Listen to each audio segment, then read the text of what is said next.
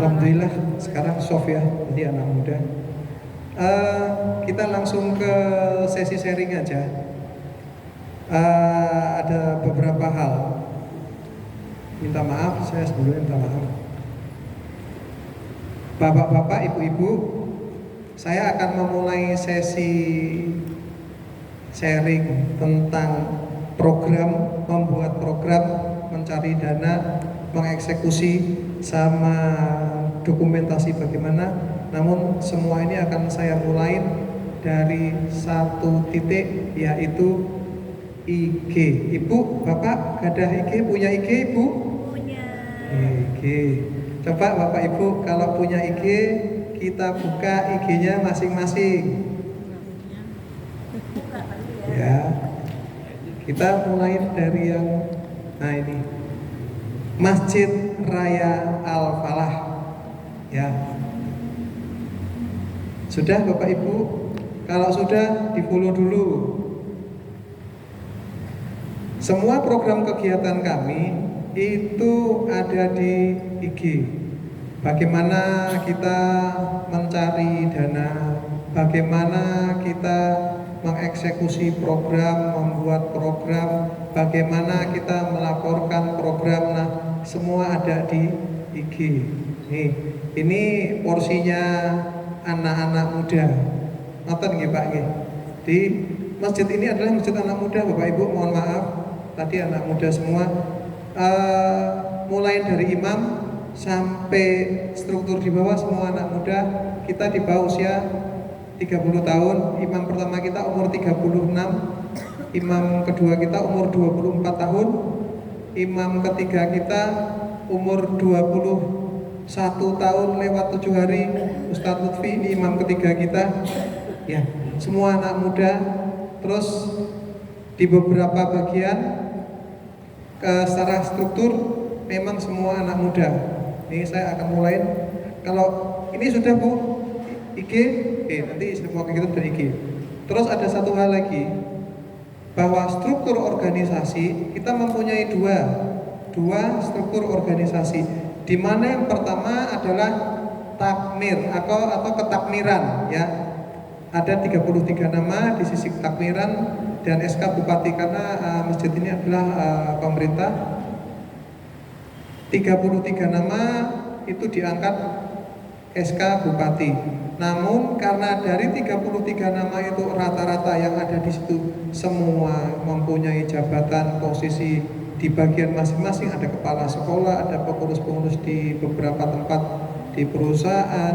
Akhirnya masjidnya untuk melakukan kegiatan 24 jam, para pengurus takmir itu kewalahan. Nah, dari situ mengangkatlah satu badan eksekutif, yaitu saya, yang mengelola masjid 24 jam. Jadi ini manajemen masjid dikelola secara profesional.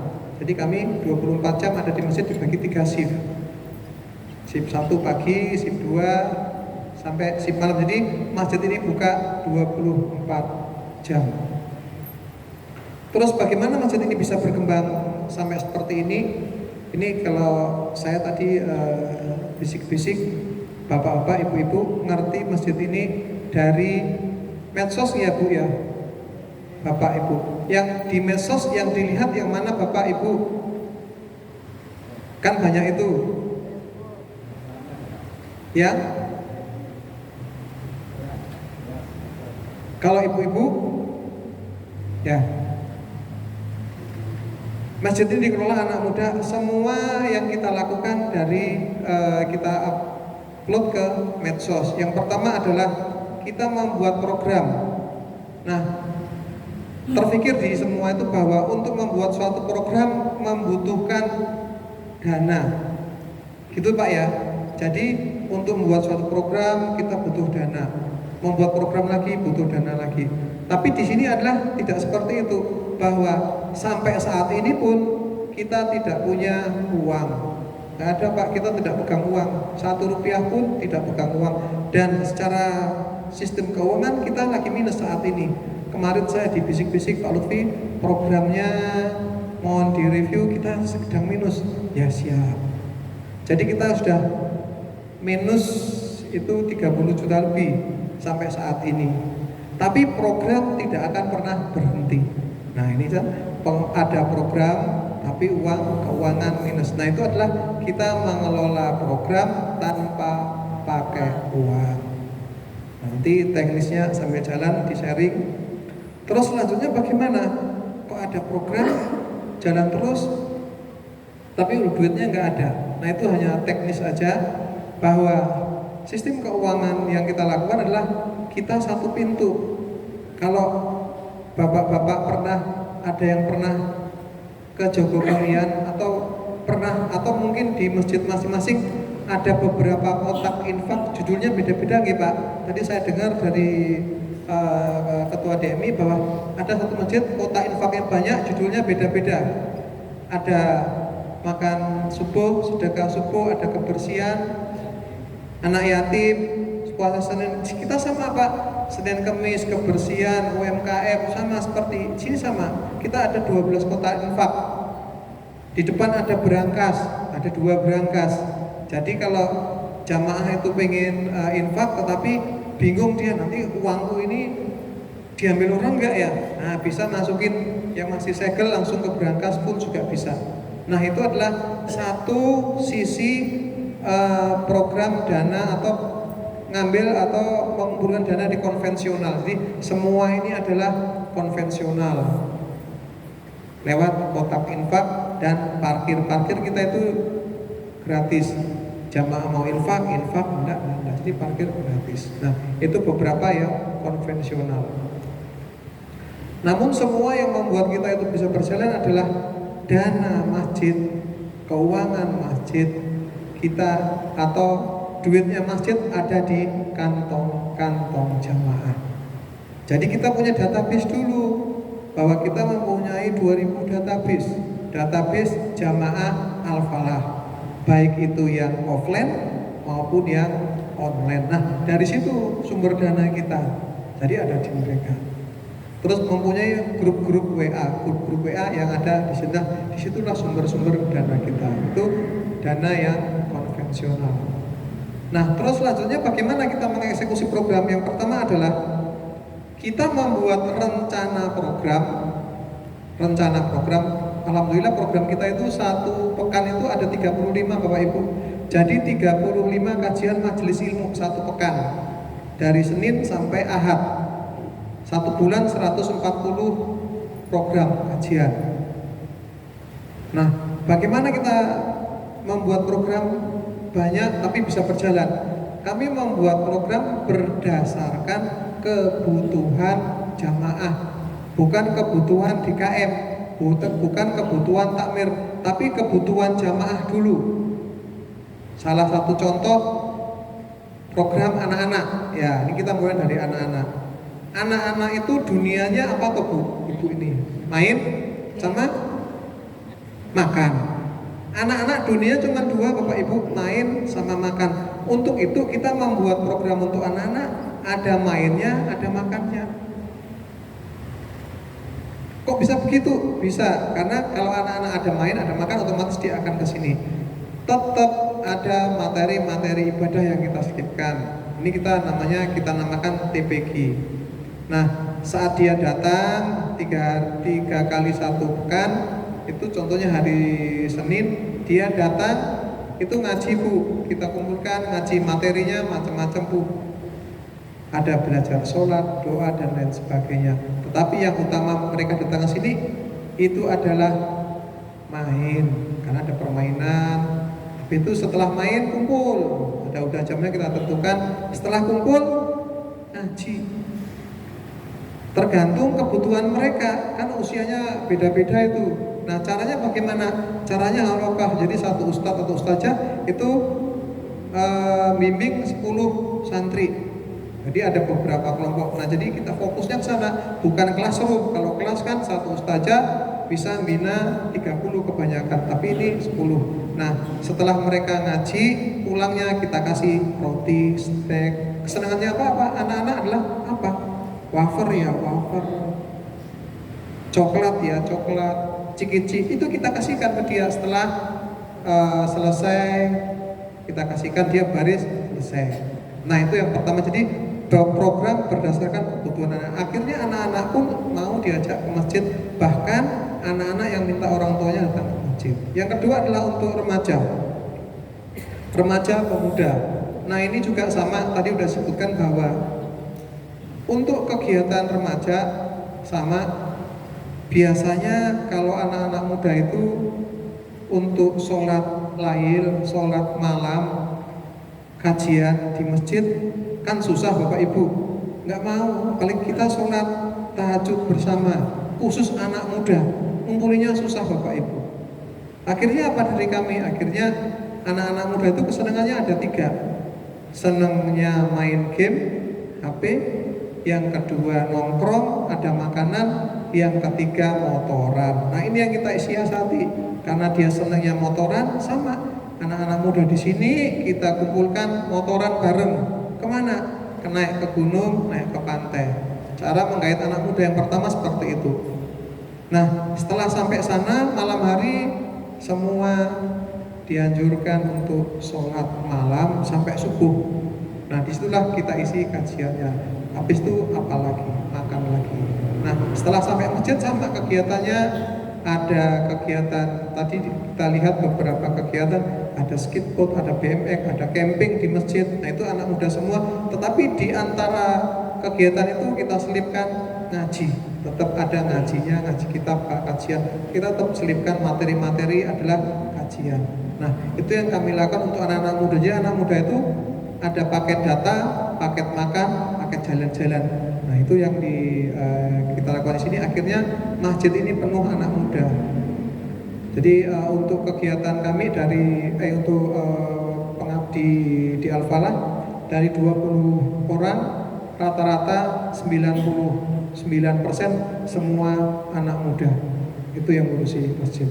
Terus untuk ibu-ibu juga kegiatan sama. Ibu-ibu butuhnya apa sih? Jadi kegiatan ibu-ibu dulu. Kalau kita membuat program, ibu-ibu kebutuhannya apa? Nah, setelah kita tahu kebutuhannya apa, kita buatlah kajiannya. Jadi ibu-ibu itu hari Kamis, terus kalau taksin hari Senin, Rabu dan Jumat. Nah, itu juga kebutuhan ibu-ibu. Jadi kita membuat program berdasarkan kebutuhan jamaah, bukan kebutuhan takmir. Kita konsultasi jamaah dulu, kira kebutuhannya apa. Nah itu yang untuk ibu-ibu. Untuk bapak-bapak bagaimana? Sama bapak perlunya apa? Kebutuhan bapak-bapak apa sih ngajinya? Ngaji, kalau hari Senin itu kita ada namanya tafsir, hari Selasa taksin, hari Rebuh itu Bulughul Maram, hari Kamis Sirah Nabawi. Nah bapak-bapak tinggal milih mana sih bapak-bapak yang cocok. Jadi tidak setiap hari bapak-bapak datang. Nah jadi setiap kajian dengan jamaah yang berbeda, karena kita kan mencari tahu dulu kebutuhannya apa. Walaupun setiap kajian yang datang cuma 30-40 orang tidak apa-apa, yang penting ada jamaah keluar masuk. Nah kalau tadi pagi, Sabtu pagi itu kajian pejuang nafkah atau UMKM, itu kurang lebih ada 105 orang tadi. Itu dari mana? Dari pedagang yang ada di sekitar masjid sama di dalam masjid. Pedagang kita kumpulkan, kita beri kajian. Jadi setiap pekan materinya berbeda. Pekan pertama adalah kajian umum yang berhubungan dengan hygiene, sanitasi, kesehatan, cara berdagang, cara mencari keuntungan, packaging barang-barang mereka kita ajarkan. Yang kedua adalah tentang fikih. Minggu ketiga taksin, minggu keempat kajian umum lagi. Nah kita buat seperti itu setiap pekan berbeda. Akhirnya jamaahnya yang tadinya ada 30 naik, bahkan sekarang sudah 105. Itu adalah rata-rata pedagang. Nah setelah selesai bagaimana? Setelah selesai mereka pulangnya kita beri beras, kita kasih sembako beras sama telur. Itu kita berikan setelah selesai kajian, kita bagikan tadi pagi. Nah itulah kami membuat program berdasarkan kebutuhan jamaah. Akhirnya apa? Akhirnya yang datang ke masjid itu orangnya berbeda setiap hari. Jadi tidak setiap hari orangnya itu aja, tapi orangnya berbeda terus setiap hari. Nah itulah yang kami lakukan di Masjid Al-Falah. Terus sumber dana itu semua dari mana sih? Nah ini ada pertanyaan kemarin, Pak, dengan kegiatan segitu banyak sumber dananya dari mana? Alhamdulillah karena ini masjidnya pemerintah, alhamdulillah sekali bahwa sampai saat ini kita belum pernah menerima satu rupiah pun. Alhamdulillah, usaha sendiri.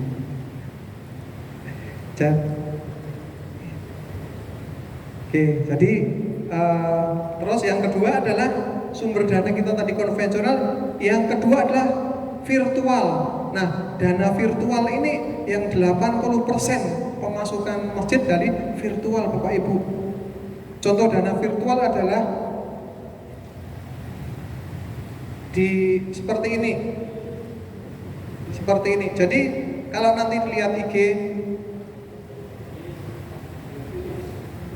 QRIS barcode. Zaman sekarang kan di dompet itu tidak ada duitnya Bapak, ya nggak ada duitnya. Tapi ibu-ibu punya dana Shopee Bu, Shopee, Traveloka, GoPay, apalagi Dana. Nah kurang lebih seperti itu. Kita juga seperti itu. Jadi kita membuat program, rencana program, kita akan mengadakan santunan anak yatim. Duitnya belum ada. Sing santunan anak yatim terakhir ada. Yang terakhir. Kita bulan depan ini bulan ini kita mengadakan santunan anak yatim 500 orang, 150.000 per orang. Itu untuk santunan anak yatim kita setiap bulan Bapak.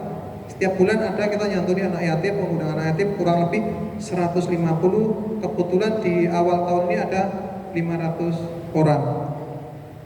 Jadi duitnya belum ada, namun program kita informasikan ke jamaah bahwa kita akan mengadakan santunan anak yatim itu 500 orang dengan 150.000 per orang. Itu kita sampaikan di Facebook, kita sampaikan di IG, kita sampaikan di grup WA. Nah, dari situlah ada pemasukan untuk eksekusi program. Jadi duitnya memang belum ada.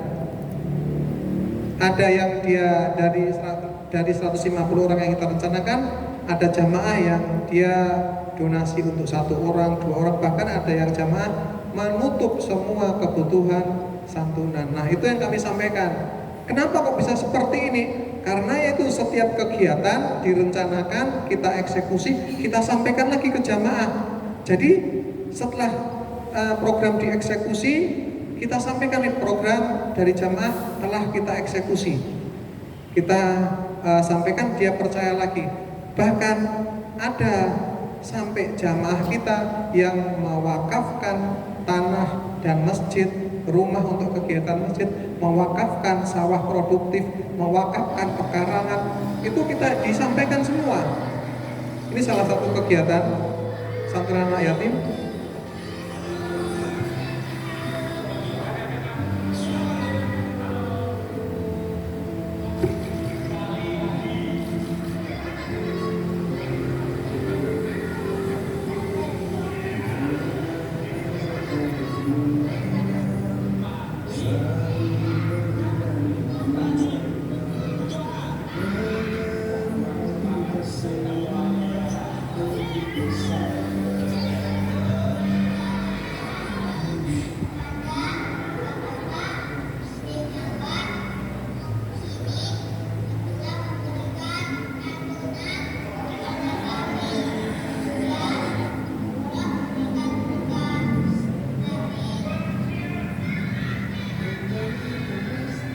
Nah itu salah satu yang kami lakukan. Jadi kita membuat program dulu, baru ada dana, kita eksekusi. Bukan kita mencari dana dulu, tapi program dulu kita informasikan ke jamaah, baru kita eksekusi. Nah itu yang kami lakukan selama ini. Jadi sebetulnya duitnya nggak ada.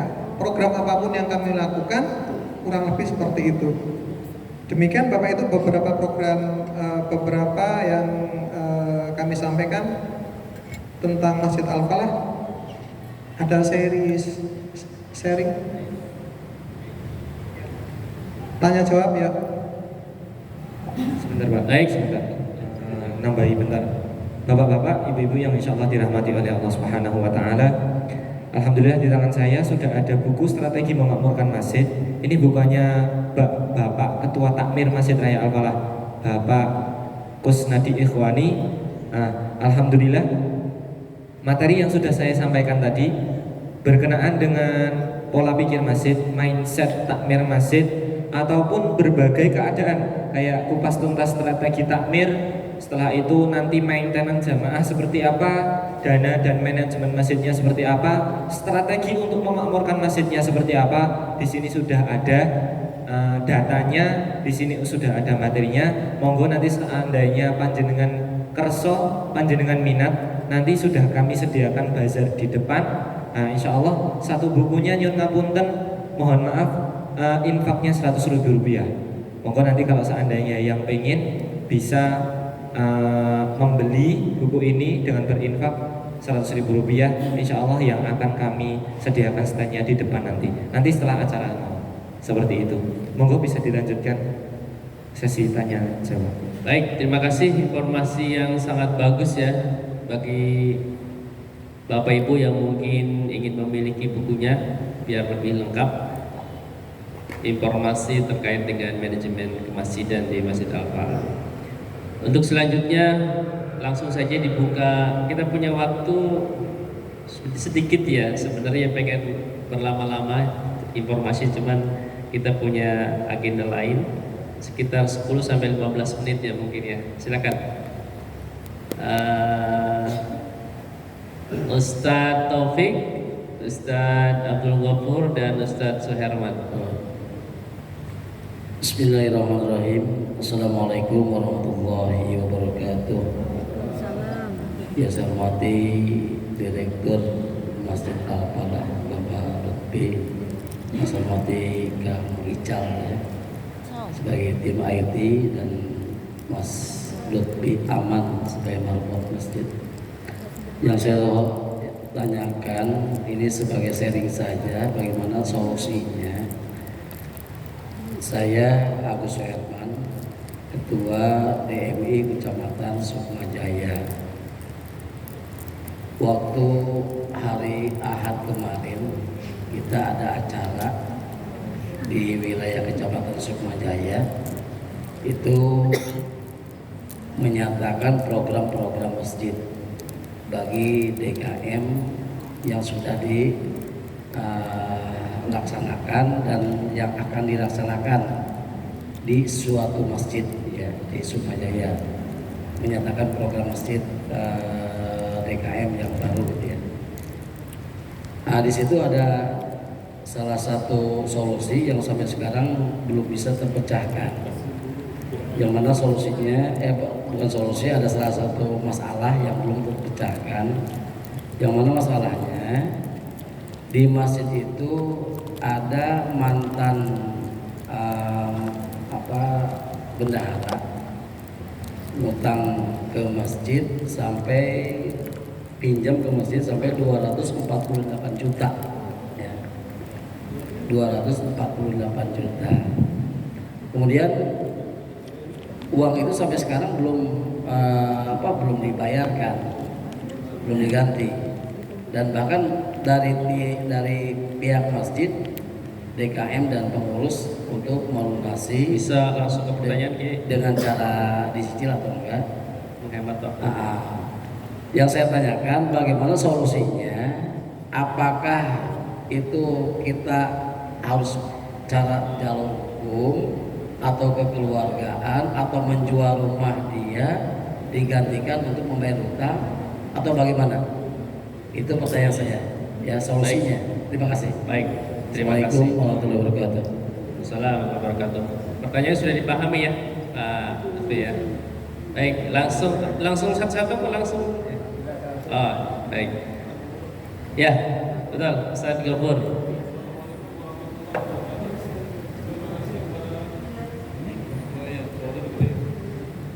Terima kasih atas kesempatan waktunya. Langsung singkat, barangkali apa yang saya akan tanyakan terhadap respon daripada apa yang tadi disampaikan sungguh luar biasa buat kami, dan kami sedang berasumsi, bahkan bercita-cita, bukan hanya hayalan, agar supaya masjid-masjid di tingkat kecamatan kami bisa mencontoh seperti apa yang dilakukan di Al-Falah ini. Pertanyaan kami adalah, pertama, tadi sudah dijelaskan tentang pencarian sumber dana dengan cara konvensional itu ada dua, melalui medsos, dan yang kedua itu adalah melalui Babkop ya, Babkop. Nah, pertanyaan kami untuk membuat hal tersebut, apa saja yang dibutuhkan dan diperlukan? Yang kedua, pertanyaan saya adalah, itu berarti kan sumber dana satu untuk kegiatan berbagai macam pelaksanaan yang sudah direncanakan. Nah, pengklasifikasian terhadap penggunaan dana itu, sedangkan di masjid secara umum tahunya kalau orang udah nyumbang di kotak masjid, berarti kotak amal tuh mindset pengurus masjid itu adalah untuk petugas khutbah Jumat, ya, pelaksanaan Jumatan, operasional dan perbaikan saja. Bahkan untuk kegiatan-kegiatan seperti kegiatan itu tadi, kajian, maulid, itu nggak berani ngambil dari kotak masjid, sampai akhirnya mengutin lagi ke masyarakat. Yang anehnya lagi, yang kita kadang-kadang sebagai tokoh, yang di tokoh sebagai ustadz di setempat itu, masjid mungut, ya, buat maulid contohnya, kemudian selesai maulid masjid, musola mungut lagi pada masyarakat yang sama. Nah, pengklasifikasinya bagaimana itu? Pertama, terus yang ketiganya, apakah secara hukum fikih itu dibolehkan? Mohon penjelasan dan terima kasih. Assalamualaikum warahmatullahi wabarakatuh. Baik, assalamualaikum warahmatullahi wabarakatuh. Dari pemaparan yang luar biasa tadi, catatan yang paling menurut saya luar biasa adalah masjid ini dikuasai oleh anak-anak muda. Ini yang mungkin jarang sekali dimiliki oleh masjid-masjid lain. Biasanya masjid-masjid itu dikuasai oleh remako, remaja kolot. Nah, ini menjadi PR yang luar biasa. Saya rasa hampir di seluruh masjid, ya. Jarang sekali saya temui. Mungkin ini saya baru pertama kali menemui masjid yang DKM-nya 99% remaja. Takbir, Allahu Akbar. Saya yakin ketika masjid-masjid dikuasai oleh remaja, itu pasti akan sangat berubah. Itu saya yakin sekali. Saya pernah lakukan itu di masjid dulu di saya, cuman sekarang sudah pada menikah. Nah, ini pertanyaan saya. Yang pertama, kalau tadi masjid bagaimana masjid ini menjadi daya tarik buat para remaja untuk bisa hadir? Ini kan PR yang sangat luar biasa. Kita kalau nggak mikir begini, 10 tahun yang akan datang, siapa yang akan mengisi masjid kita? Nah, ketika tadi sudah ada paket wifi, paket makanan, paket jalan-jalan, touring dan lain sebagainya, ketika mereka udah nongkrong di masjid, apa yang dilakukan oleh para pembina? Gak mungkin kan cuma main game, main ini, supaya mereka tuh benar-benar mengakar, diisi secara intelektualnya, diisi juga secara ruhiyahnya, dan bagaimana itu bisa berjalan secara istiqomah sehingga anak-anak muda ini memiliki energi seperti tadi, luar biasa. Ustaz Lutfi mana ini tadi ya, luar biasa. Itu yang pertama. Jadi saya minta tips yang jitu nih untuk bagaimana masjid menjadi, bukan hanya tadi, kalau tadi kan saya minta detailnya gimana tuh supaya anak-anak muda ini benar-benar bisa nongkrong betah di masjid. Kemudian yang kedua, seandainya kita sudah membuat tadi ya program berdasarkan kebutuhan, tentunya kalau sudah seperti Al-Falah ini tidak memiliki kesulitan untuk memperoleh dana ya. Kadang kita sudah membuat program dan kita share ya melalui secara konvensional maupun virtual. Terkadang dana itu tidak cukup ya sesuai dengan RAB yang kita buat. Nah, ini solusinya seperti apa? Baik, terima kasih. Assalamualaikum warahmatullahi wabarakatuh. Baik, terima kasih pertanyaan dari Ustadz Syahriman, Ustadz Abdul Ghafur dan Ustadz Taufik. Satu lagi Langsung Pak, dijawab ya. satu lagi perempuan, satu lagi sekalian. Oh ya, satu-satu ya, satu ya. Iya. Soalnya waktunya terbatas nih, kita jam 11 harusnya sudah check out. Ya, ini supaya nggak bias gender. Ya. Assalamualaikum warahmatullahi wabarakatuh. Pertanyaan saya agak mendukik hampir sama dengan Pak Gofur. tadi kan menarik sebetulnya apa yang disampaikan oleh Bapak Lutfi terkait dengan manajemen masjid gitu ya. Tadi sudah dijelaskan bahwa kegiatan itu ada yang sifatnya insidentil, ada yang sifatnya rutin, Pak. Sedangkan tadi sudah dibahas bahwa keuangan masjid ini minim gitu ya.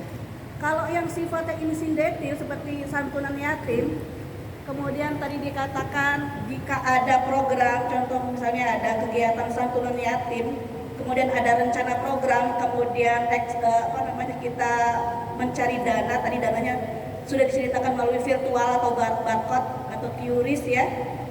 Nah itu kemudian ada dana lalu dieksekusi, itu sifatnya yang insidentil. Lalu bagaimana, pertanyaan saya itu, kalau kegiatan itu sifatnya rutin, apakah kalau tidak ada uang itu ditiadakan kegiatannya, ataukah dengan mencari dana itu sudah langsung tertutupi itu masalah kegiatan-kegiatan yang rutin. Kemudian yang kedua, kalau tadi ya misalkan program santunan yatim, itu biasanya masyarakat itu kalau bantuan untuk yatim ya alokasinya untuk yatim, Pak, gitu ya. Khawatir kalau seandainya memang sudah tertutupi kemudian ada saldo, bisa nggak bagaimana untuk manajemennya, klasifikasinya kalau Pak Gofur tadi bilang, apakah untuk alokasinya untuk kegiatan yang rutin ataukah memang nanti adakan lagi untuk santunan yatim berikutnya? Begitu Pak, gitu aja. Assalamualaikum warahmatullahi wabarakatuh. Waalaikumsalam warahmatullahi wabarakatuh. Alhamdulillah. Saya mulai dari yang belakang ya, Oke. terus ke depan.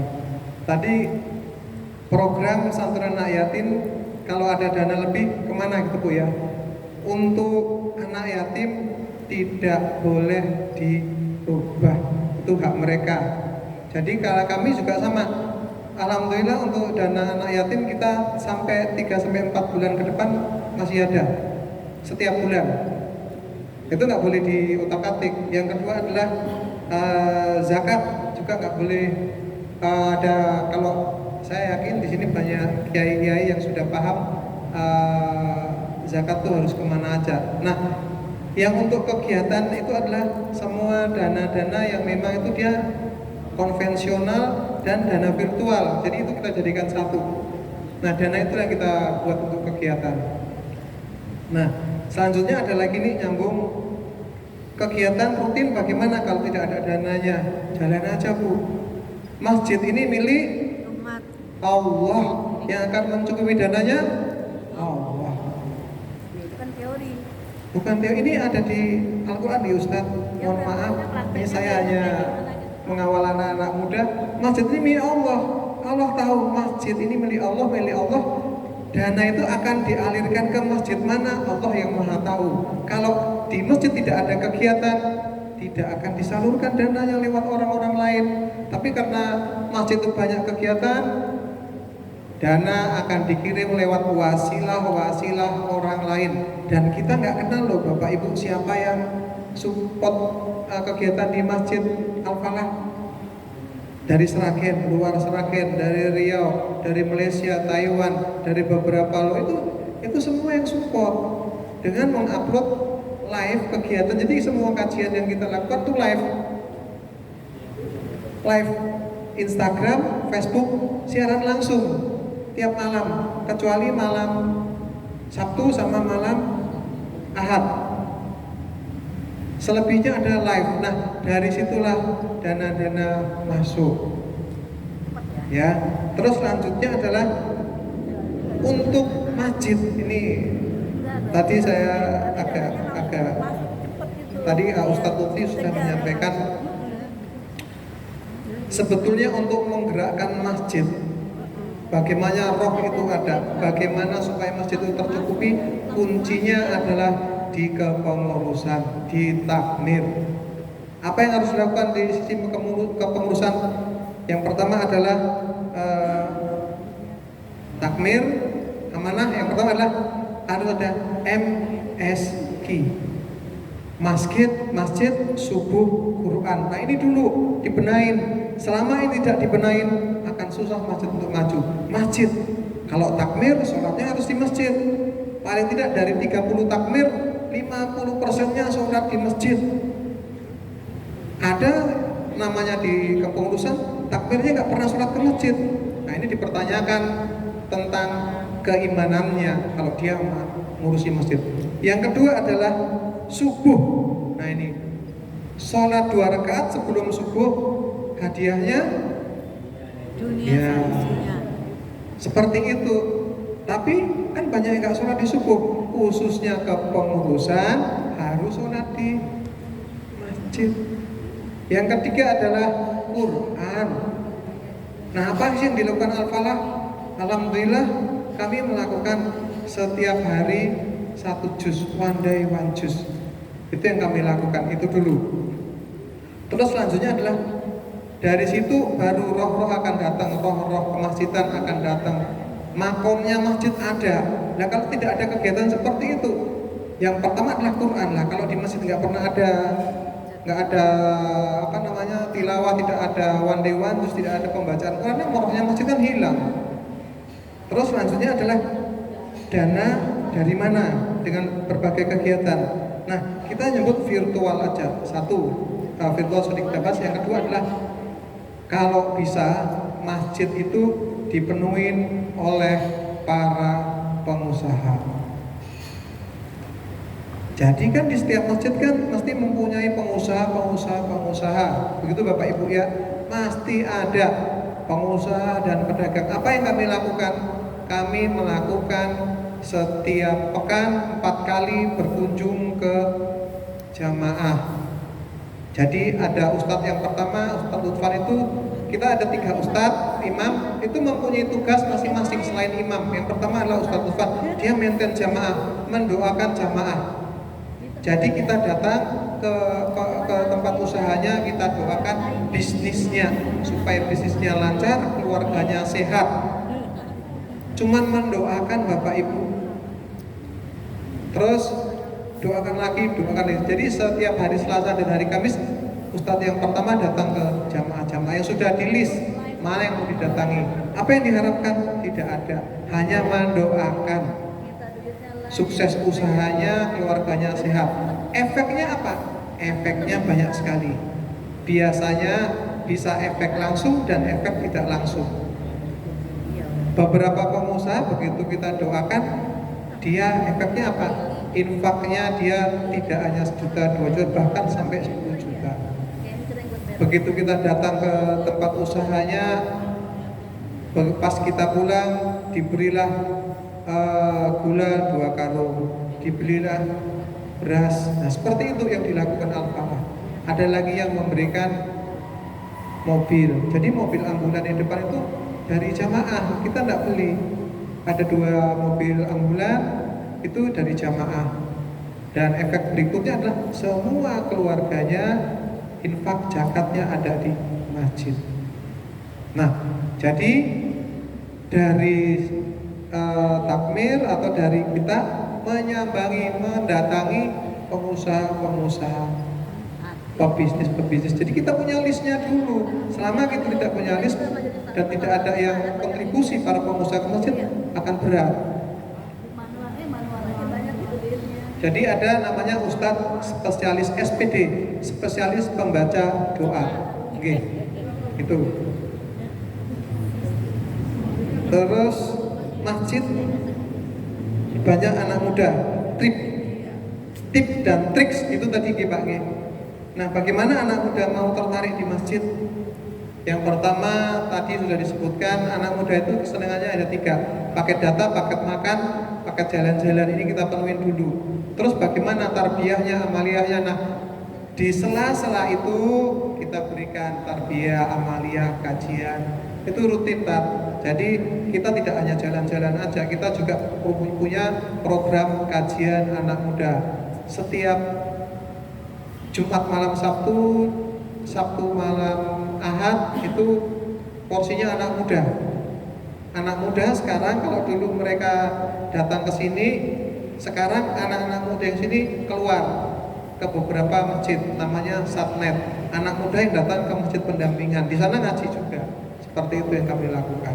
Nah itu cara maintainnya. Alhamdulillah untuk anak muda di sini, untuk remajanya kita punya 43, sedangkan untuk relawan anak mudanya 80 orang. Jadi 43 kurang lebih seperti 100 sekian kita untuk anak muda. Nah itulah roh masjidnya dari situ, kita dapat kegiatan masjid dari situ. Apalagi ini kebutuhannya kan Daya tariknya apa mereka mau ke masjid? Daya tariknya ada yang pertama tadi itu, yang kedua lah kajian yang kita isi pun bukan kajian yang tinggi-tinggi, yang tentang anak muda lah, pergaulan yang seperti itu. Terus mereka punya ide apa kita serap, mereka punya ide apa kita serap. Orang-orang tua hanya mengawal aja, mengawal, meluruskan, mengawal lurus sesuai dengan fikih. Nah itu yang kami lakukan. Terus terakhir tentang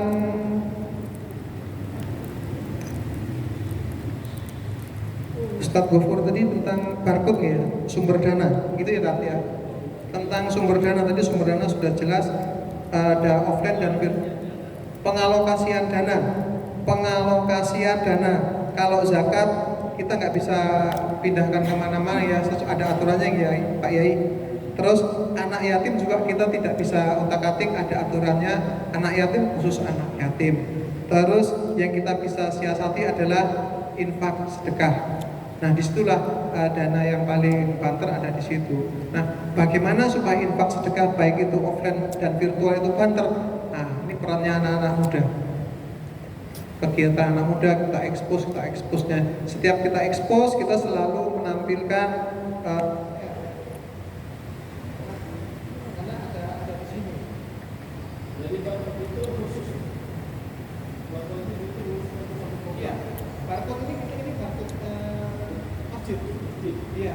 Jadi nanti di situ kelihatan kan biasanya ada informasi kayak kalau penyumbang sekian itu ada komunikasi. Nggak bisa jelas kok gitu. Bisa nggak gitu jelas. Kita mendapatkan database jamaah. Database itu yang kita kelola. Jadi selama masjid itu tidak punya database jamaah, agak berat. Jadi barcode masjid itu cuma satu ya. Barcode masjid cuma satu. Masuk ada keterangan. Iya. Iya, baru dikelolakan kita nih tentang santunan anak yatim, ada biasanya ada informasi santunan tentang santunan anak yatim dan lain sebagainya. Nah ini kalau konvensional sih kotak sih enggak banyak, kita kotak paling sepekan itu sekitar 14 sampai 18 juta, enggak banyak sih kali sebulan. Nah yang tinggi yang di virtual itu. Contoh kita sekarang di belakang itu kemarin kita expose tentang debit air, ini contoh aja ya, debit air untuk wudhu dan kebutuhan masjid. Kita berarti kekurangan air, debitnya kurang. Akhirnya kita gali, setelah digali difoto, di video, diekspos. Nah setelah diekspos, ini kan kita duit belum ada untuk itu. Setelah diekspos apa yang kita dapat? Ada yang jamaah wakaf sumur, wakaf pompa, pipa. Nah itu wakaf, bentuk uang. Nah kita yang mengeksekusi, kita yang membuat ini harus untuk apa. Jadi kita kemarin buat sumur itu tidak ada duitnya, itu dari jamaah semua. Tapi kita foto dulu, udah dikerjakan, difoto, dieksekusi, kita sampaikan ke jamaah, ini kebutuhan kita. Nah, untuk kajian ilmu, kita satu bulan kurang lebih satu pekan kurang lebih ada 2.600 kedatangan. Itu kajian ilmu satu pekan kali 4 kurang lebih 10.000 sekian lebih ya. Kalau untuk sholat 5 waktu kurang lebih satu bulan sekitar 10.000 sampai 12.000 kedatangan. Nah, dengan banyaknya kedatangan itu otomatis yang kita butuhkan adalah air. Nah itu, jadi caranya bagaimana biar bisa dapat dana? Mereka datang ke sini, gali sumur di video, kita sampaikan ke jamaah. Nah akhirnya seperti itu tadi, donasi dan itu tidak dari lokal aja yang untuk infak, tetapi dari mana, bahkan kita nggak tahu mereka itu siapa. Begitu Tat, ada lagi tadi yang kelewatan Tat. Nah ini mantan bendara utang mantan ya, terakhir 200 juta ini. Nah ini yang kita takutkan di sini Tat. Untuk itu kami di sini kepengurusan tidak pegang uang 1 rupiah pun, semua diurus oleh Lajis. Jadi ya satu lembaga filantropi resmi yang memang di hadapan kontainer sana, semua keuangan ini ada mereka menempatkan satu karyawan untuk ngurus keuangan. Jadi saya hanya membuat RAP selama 1 bulan. Kegiatan kan udah jelas, kegiatan kita sudah jelas, kita buat RAP selama 1 bulan, kita ajukan ke mereka turunkan dana pun kami tidak pegang duit, tapi kami tinggal telepon beberapa mitra untuk pengadaan di sini. Terus bagaimana jika keuangan tidak ada? Ya untuk sementara mereka tombokin dulu, karena ada akad di depan, mereka suplai dulu, baru nanti bisa dilakukan seperti itu. Nah itu yang kami lakukan untuk keuangan. Terus apakah nanti bisa dicicil? Ini kalau utang kan sampai nggak bisa diapa-apain, meninggal pun masih ditagih di sana, Tar. Ini memang harus dicicil. Cuman kalau di sini kita ada Ustadz Lutfan pendampingan bisnis, kita ada pendampingan yang punya utang banyak merapat ke masjid, adalah kita langsung ke kalau ke bank, ke BMT diskusi tentang hukum-hukumnya. Alhamdulillah banyak yang kita dampingi itu selesai pembayaran cicilan. Bunga stop dulu, stop bunga. Jadi bunga tidak boleh bunga berjalan. Iya, bunga stop dulu, kemampuan dia per bulan berapa, tetap dicicil. Kemampuannya sedikit ya sedikit. Yang penting ada niat untuk membayar. Ya kalau ada musyawarah dari DKM ya monggo, tapi kan namanya utang kan nggak boleh. Iya. Lah kegedean itu mah Iya. 200 juta. Kan kita hukumnya dulu ya, secara fikihnya emang harus dibayar dulu. Kita beri pengertian soal nanti ada dibebaskan, dia punya utang tetap ada kewajiban secara hukum nasional dibebaskan boleh, tetapi secara hukum fikih harus dibayar, tapi waktunya terserah waktu dia punyanya kapan. Nah gitu aja. Iya, kesepakatan aku bisa sebulan atau 500 ribu tetap ada.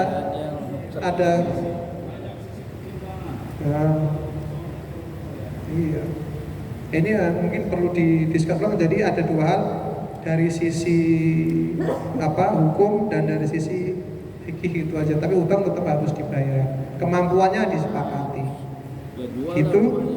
Ada lagi? Ya, pas udah dijual dia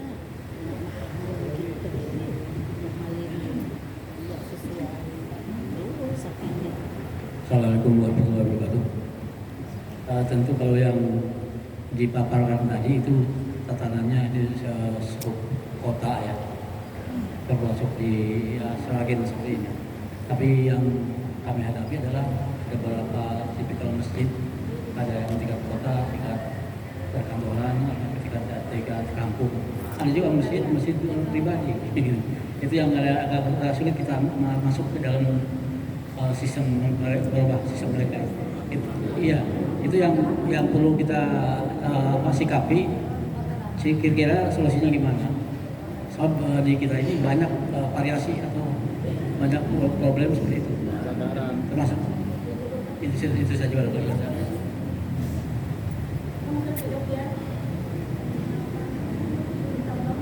Terima kasih.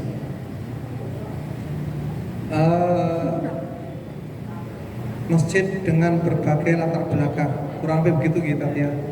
Bisa dari wakaf, keluarga, yayasan dan lain sebagainya. Satu hal lagi yang harus kita samakan adalah kalau kita berbicara masjid, kita harus menyamakan satu sisi dulu.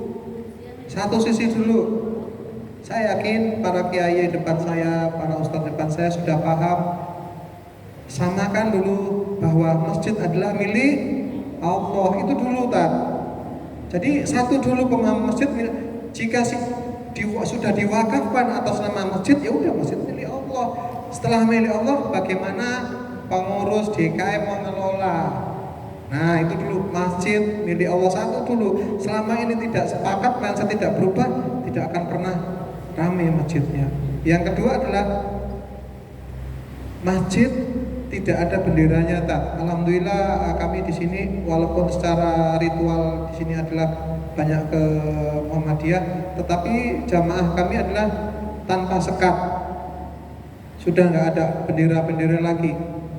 Jadi yang ikut ke sini udah tanpa sekat. Begitu juga Jumat kan ada khotib ya. Itu juga udah tanpa sekat dari beberapa bendera. Kita beri panggung mereka di sini.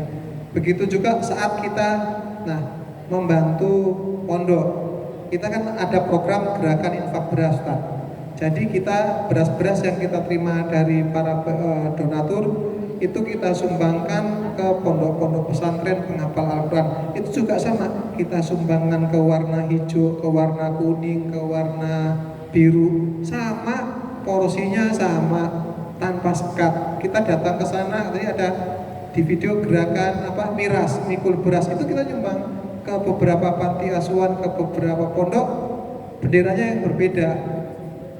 Jadi selama kita di masjid masih mengkotak-kotakkan masjid ini milik saya, milik wakaf, milik ormas, ya masjid tidak akan pernah berubah.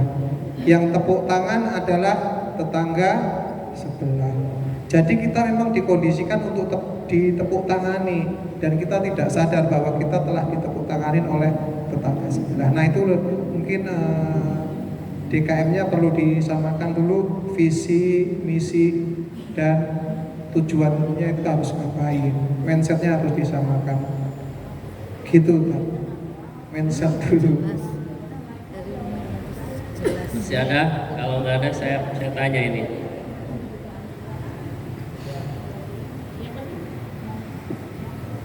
Terima kasih. Di kampung biasanya kan namanya wakaf, masjid itu biasanya dikuasai oleh keluarga wakaf. Itu bagaimana cara menurunkan DKM yang sekiranya nggak mau diturunkan jadi DKM? Itu caranya. Terima kasih.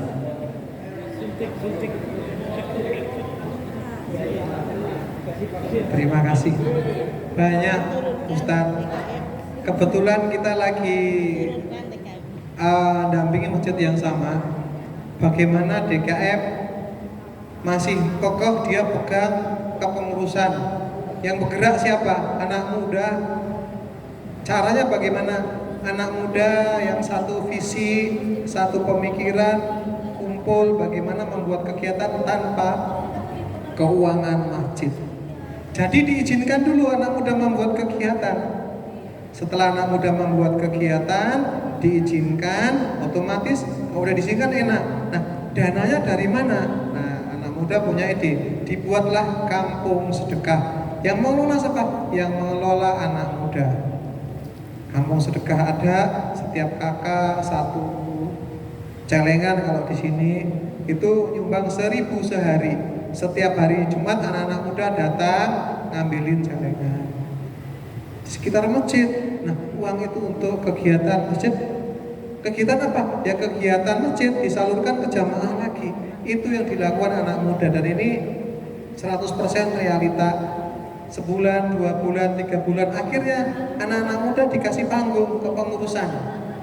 Setelah dikasih panggung ke pengurusan tetap berjalan, akhirnya sekarang takmirnya menyerahkan diri. Monggo dilakukan semua anak muda. Sekarang alhamdulillah anak muda. Dan ini bukan 1-2 masjid. Iya, itu yang solusi awal yang kita lakukan. Dah, Al-Falah tidak mempunyai warga, Bapak Ibu. Kita tidak punya warga loh di sini. Tidak ada satu warga pun tidak ada, karena di depan kita perkantoran, bank, UKO. Di belakang kita sama bank, perkantoran. Di pojok sana ada stasiun kereta api sama rel kereta api. Nah, kita punya jamaah di sebelah barat, gereja. Iya. Nah, itulah yang kita lakukan. Jadi kita tidak mempunyai jamaah, tapi bagaimana mengeksekusi, bagaimana membuat program orang-orang yang jauh mau datang ke sini. Itu jadi cuman inovasi program aja. Yang ngaji ke sini bukan orang sekitar, tapi dari jauh-jauh. Iya, dari berbagai kalangan. Nah, itu jadi program dibuat berdasarkan kebutuhan jamaah yang tidak ada di tempat lain.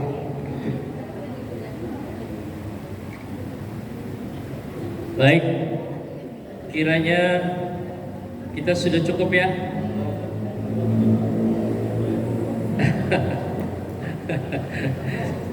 Saya juga sebenarnya mau nanya ini, cuman dibatasi durasi, Kiai. Jadi mungkin nanti kita bisa diskusi aja ya, atau boleh minta nomor kontak beliau ya, Kiai Lutfi ya. Mohon izin barangkali bisa di-share nomor kontaknya, jadi biar bisa diskusi lebih jauh. Saya juga banyak pertanyaan ini sebenarnya yang harus disampaikan, tapi ingat waktu kita persiapan zuhur. Saya percaya begitu banyak program tidak akan mungkin bisa selesai hanya 1-2 jam ya. Mungkin bisa sehari atau 1 minggu ya, untuk bagaimana tuh ya 35 1 pekan kegiatan yang luar biasa ya. Oleh karena itu untuk lebih lanjut ya bisa dicatat nomor kontaknya, ditanyakan langsung ke beliau nanti kapan ada waktu, dan ada buku yang bisa mendukung ya, mendukung untuk bisa melengkapi kita punya kegiatan ya. Nomor kontaknya ya bisa dicatat, namanya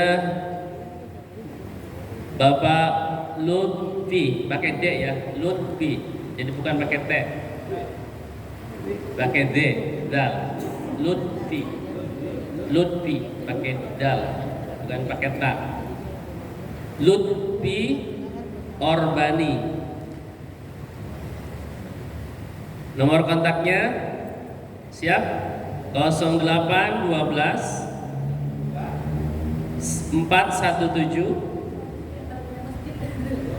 66017. Saya ulangi ya, 0812 417 66017. Pak Lutfi Orbani. Mungkin itu saja Bapak Ibu. Kami mohon untuk closing statement Bapak Direktur dalam kajian sesi sharing pada siang hari ini ya. Lalu kemudian kenapa? Enggak terakhir gitu.